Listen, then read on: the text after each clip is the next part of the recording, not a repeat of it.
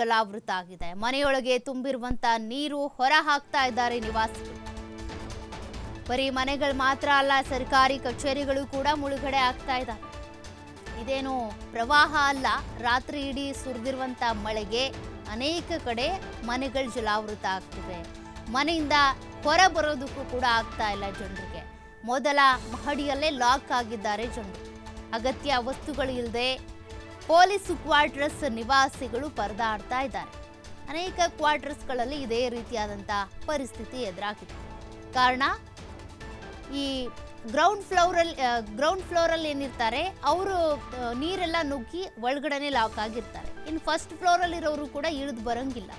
ಇನ್ನು ನೀವು ಹೊರಗೆ ಹೋಗ್ತೀರಾ ಅಂದ್ರೂ ಕೂಡ ಬೇರೆ ಬೇರೆ ಕಡೆ ಈಗಾಗಲೇ ಬೋಟ್ ವ್ಯವಸ್ಥೆ ಮಾಡಿದ್ದಾರೆ, ಟ್ರ್ಯಾಕ್ಟರ್ ವ್ಯವಸ್ಥೆ ಮಾಡಿದ್ದಾರೆ. ಬಟ್ ಇಲ್ಲಿ ನೋಡಿ, ಇಲ್ಲಂತೂ ಪೂರ್ತಿ ಕೆರೆಯ ವಾತಾವರಣನೇ ಕಂಡು ಬರ್ತಾ ಇದೆ. ನೋಡಿ, ಜನರು ಇಂಥ ಪರಿಸ್ಥಿತಿಯಲ್ಲಿ ಹೇಗೆ ಹೊರಗೆ ಬರ್ತಾರೆ?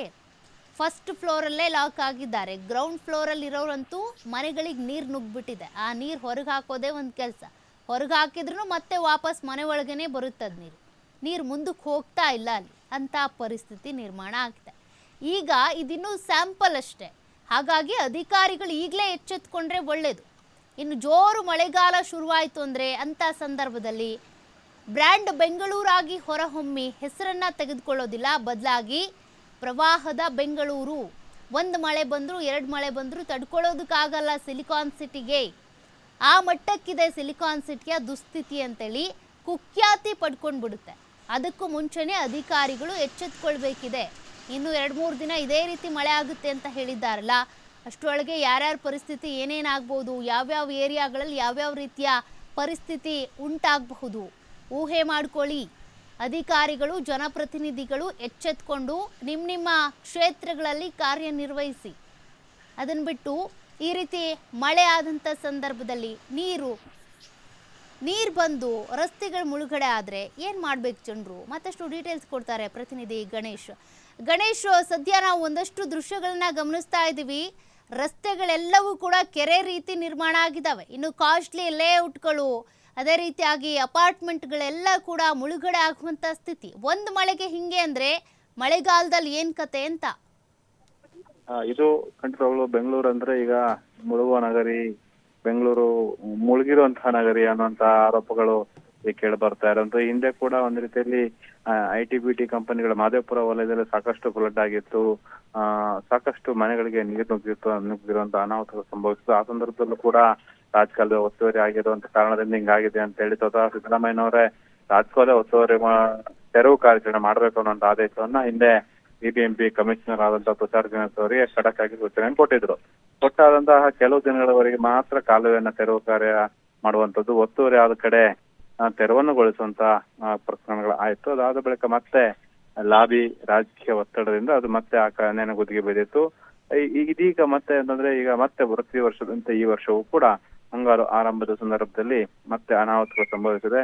ಪ್ರವಾಹಗಳು ಸರ್ವೇ ಸಾಮಾನ್ಯ ಅನ್ನೋ ರೀತಿಯಲ್ಲಿ ನಗರದ ಪ್ರಮುಖ ಏರಿಯಾಗಳಲ್ಲಿ ಈಗ ಪ್ರವಾಹ ಅಂದ್ರೆ ಮನೆಗಳಿಗೆ ನೀರು ನುಗ್ಗುವಂತದ್ದು, ಚರಂಡಿ ನೀರು, ಮೋರಿ ನೀರುಗಳು ರಸ್ತೆಗಳಲ್ಲಿ ಇರುವಂತದ್ದು ಮನೆಗಳಿಗೆ ನುಗ್ಗುವಂತ ಪ್ರಕ್ರಿಯೆಗಳಾಗ್ತಾ ಇದೆ. ಸಹಜವಾಗಿ ಬೆಳಗ್ಗೆನೆ ಜನರು ಕೂಡ ಸಾಕಷ್ಟು ಹೈರಾಣಾಗಿದ್ದಾರೆ. ಮೊದಲದಾಗಿ BBMPಯ ಸ್ಥಳೀಯ ಆಡಳಿತಕ್ಕೆ ಸಂಬಂಧಪಟ್ಟಂತ ಅಥವಾ ಕಂಟ್ರೋಲ್ ರೂಮಿಗೆ ಫೋನ್ ಮಾಡಿದ್ರೆ ಅವರ ರೆಸ್ಪಾನ್ಸ್ ಕೂಡ ಸರಿಯಾಗಿ ಸಿಗ್ತಿಲ್ಲ ಅನ್ನುವಂತಹ ದೂರು ಒಂದೆಡೆ ಆದ್ರೆ, ಮನೆಯಲ್ಲಿದ್ದಂತಹ ಏನು ಅಗತ್ಯ ವಸ್ತುಗಳು, ದಿನಸಿ ಪದಾರ್ಥಗಳೇನಿರ್ತವೆ ಅದೆಲ್ಲವೂ ಕೂಡ ನೀರಿಗೆ ಆಹುತಿ ಆಗಿರುವಂತದ್ದು, ಆ ಪ್ರವಾಹದಲ್ಲಿ ಸಿಕ್ಕೊಂಡಿರುವಂತದ್ದು, ಮನೆಯೊಳಗೆ ನೀರು ನುಗ್ಗಿರುವಂತಹ ಪರಿಣಾಮ ವಾಸ ಮಾಡೋದು ಹೇಗೆ ಅನ್ನುವಂತಹ ದಿಕ್ಕು ತೋಚದ ಸ್ಥಿತಿಯಲ್ಲಿ ಈಗ ಜನರಿದ್ದಾರೆ. ನಾನು ಮೊದಲೇ ಹೇಳಿದಾಗೆ ಏರಿಯಾಗಳು ಹೇಳಿದ್ರೆ ಬಹುತೇಕ ಏರಿಯಾಗಳಲ್ಲಿ ನಗರದ ಮಧ್ಯಪ್ರದೇಶಗಳಲ್ಲಿ, ನಗರದ ಹೃದಯ ಭಾಗಗಳಲ್ಲಿ ಈ ಒಂದು ಸ್ಥಿತಿಯೇ ಕಂಡು ಬರ್ತಾ ಇರುವಂತದ್ದು. ಹೊರವಲಯಗಳಂತೂ ಇನ್ನೂ ಕೂಡ ಶೋಚನೀಯವಾಗಿದೆ. ಇಲ್ಲಿ ಹೃದಯ ಭಾಗದಲ್ಲಿ ಏನಕ್ಕೆ ಇಷ್ಟೊಂದು ಅನಾಹುತ ಕಾರಣ ಅಂತಂದ್ರೆ, ಸರಾಗವಾಗಿ ನೀರು ಹರಿಲಿಕ್ಕೆ ಯಾವುದೇ ರೀತಿಯ ಕಾಲುವೆ ಆಗ್ಲಿ ಅಥವಾ ಒಳಚರಂಡಿ ವ್ಯವಸ್ಥೆ ಇಲ್ಲದೆ ಇರುವಂತದ್ದು. ಹಾಗಾಗಿ ಇದು ಒಂದೆಡೆ ನೀರುಗಳು, ಮಳೆಗೆ ಬಂದಂತಹ ನೀರು ನೇರವಾಗಿ ಮನೆಗಳಿಗೆ ನುಗ್ಗುವಂತಹ ಪ್ರಕ್ರಿಯೆ ಆಗ್ತಾ ಇದೆ. ಈಗ ನಾವು ಶಾಂತಿನಗರವನ್ನು ನೋಡ್ಬೋದು, ಎಲೆಕ್ಟ್ರಾನಿಕ್ ಸಿಟಿಯನ್ನು ನೋಡ್ಬೋದು, ದೊಂಬಲೂರು ನೋಡ್ಬೋದು, BTM ಲೇಔಟ್ ನೋಡ್ಬೋದು, ಗಿರಿನಗರ ನೋಡ್ಬೋದು, ಹಾಗೇನೆ ಅಗ್ರಹಾರ ಅಂದ್ರೆ ವಿಜಯನಗರದ ಮಾಗಡಿ ರಸ್ತೆಯಲ್ಲಿರುವಂತಹ ಅಗ್ರಹಾರದಲ್ಲಿ ಸಾಕಷ್ಟು ಮನೆಗಳಿಗೆ ಆಗದೆ ನೀರು ನುಗ್ಗಿ ಅನಾಹುತ ಆಗಿದೆ. ಇಂತಹ ಸಂದರ್ಭದಲ್ಲಿ ಪಾಲಿಕೆ ಹೆಚ್ಚುವರಿ ಅನುದಾನವನ್ನ ಘೋಷಣೆ ಮಾಡುತ್ತೆ.